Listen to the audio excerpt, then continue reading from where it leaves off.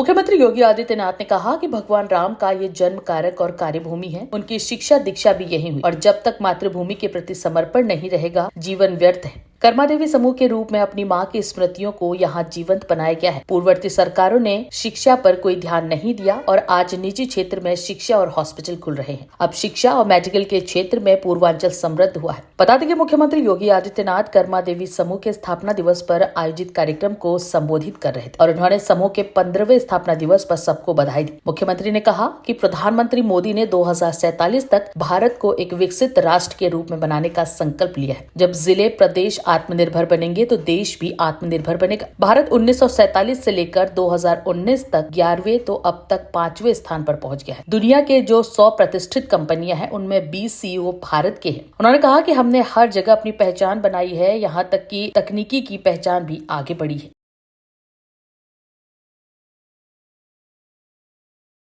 आज भी मैं मानता हूं कि नर्सिंग का क्षेत्र ऐसा है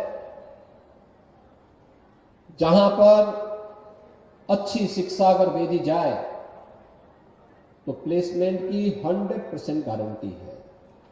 सरकारी क्षेत्र में भी, निजी क्षेत्र में भी और दुनिया में भी भारत के नर्सिंग और पैरामेडिक्स की पूरी मांग है, बशर्ते उस मांग की पूरा करने के लिए हम अपने आप को तैयार कर सके। फार्मेसी का क्षेत्र इतना विस्तृत है, इतना बड़ा है, थोड़ा सा प्रयास करें तो जो दवाइयां अभी दुनिया से आ रही हैं, चीन से आ रही है, कोरोना जैसे कालखंड में आपने देखा होगा चीन ने धोखा दे दिया, दवाई नहीं भेजी। तो हम धन्यवाद देंगे प्रधानमंत्री मोदी जी को कि उन्होंने भारत के अंदर भारत के ही फार्मा उद्योग को उस समय पुनर्जीवित करके और यहीं पर दवाइयां बननी प्रारंभ हो गई। जिन दवाओं के लिए हम दुनिया में निर्भर करते थे, हमारा फार्मा उद्योग उसको आगे बढ़ा सकता। और मैं आपको बता रहा हूं, फार्मेसी करके जाइए, हम उत्तर प्रदेश में फार्मा पार्क ही बना रहे हैं जहां पे 2000 एकड़ क्षेत्रफल में फार्मा से जुड़े हुए अलग अलग उद्योग लगने जा रहे हैं। हमने पहले चरण में बुंदेलखंड में इस कार्य को आगे बढ़ाने का कार्य कर दिया है। वहां उद्योग लगने शुरू हो गए, लोगों ने अपना प्रोडक्शन के लिए अपने आप अपनी तैयारी शुरू कर दी है। ऐसे ही अन्य सेक्टर में भी ये लगातार अन्य क्षेत्रों में भी कार्य करने की तैयारी हो रही है।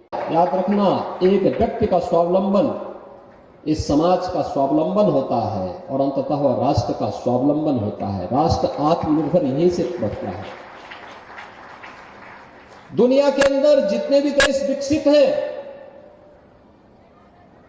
उन लोगों ने व्यक्ति को आत्मनिर्भर बनाया है।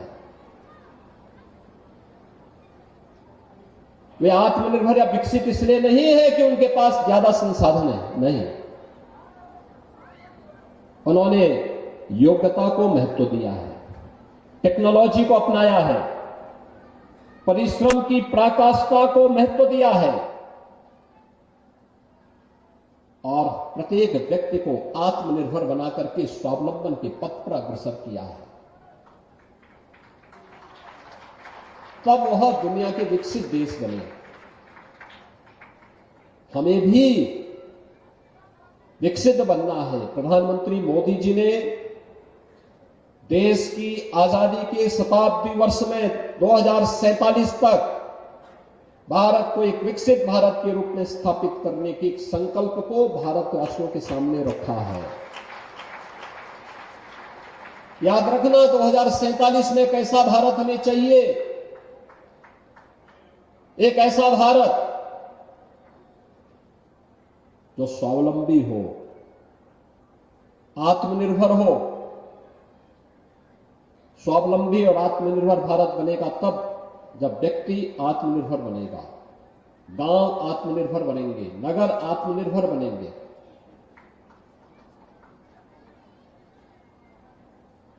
जनपद आत्मनिर्भर बनेंगे, प्रदेश आत्मनिर्भर बनेंगे, तब देश आत्मनिर्भर बनेगा और भारत विकसित होगा। 10 वर्ष की एक शानदार यात्रा भारत की हमने देखी है। दुनिया आज आपका इंतजार कर रही है। लेकिन इसके लिए अच्छा होगा कि इन बच्चों को हम दुनिया की भी तमाम भाषाओं के बारे में उनके एक जनरल स्टडी करवा लें, उसके जनरल यानी उसकी सामान्य बातों के बारे में, दुनिया की उन भाषाओं के बारे में भी, किस देश के अंदर, भारत के अंदर, किस राज्य के अंदर। भाई आप अगर महाराष्ट्र में जा रहे हैं, महाराष्ट्र में थोड़ा मराठी भी बोलना आपको आ जाए, सीखने में क्या बुरा लगा। अपने सामान्य पढ़ाई करने के साथ साथ 1 घंटे के अतिरिक्त क्लास लग सकती है। तमिलनाडु में जा रहे हैं, थोड़ी तमिल भी आपको बोलनी आ जाए। कर्नाटक में जा रहे हैं, थोड़ा कन्नड़ भी सीख लें।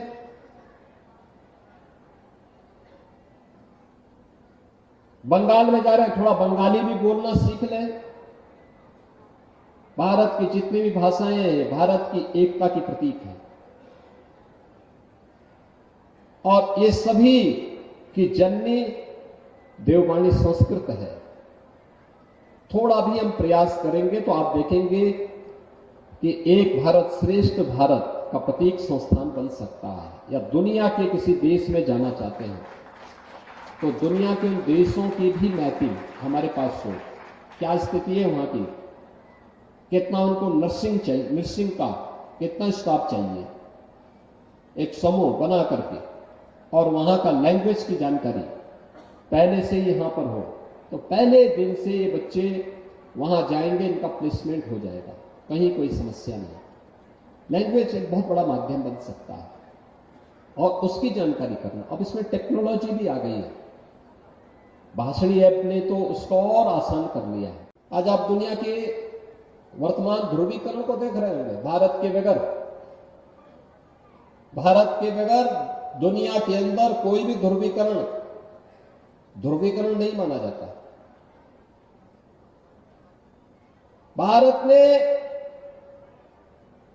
1947 से लेकर के 2014 तक अपनी आर्थिक वृद्धि को ऊपर नीचे करते 14 से 11वें स्थान पर आया और 2014 से 2024 के बीच भारत ने आज दुनिया की 5वीं बड़ी अर्थव्यवस्था के रूप में अपना प्रतिष्ठापित किया है। विरासत और विकास का एक अद्भुत समन्वय आज आप देश के अंदर देख रहे होंगे।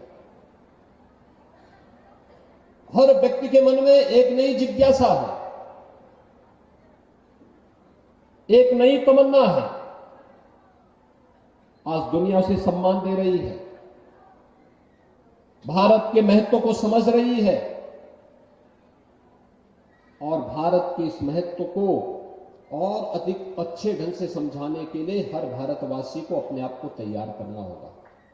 और इसमें जो महत्वपूर्ण भूमिका होनी है वह इन संस्थानों की होनी है, जिन संस्थानों में हमारा युवा तैयार होता है, देश का वर्तमान तैयार होता है, जो भावी भारत के निर्माण में अपना योगदान देने वाला है।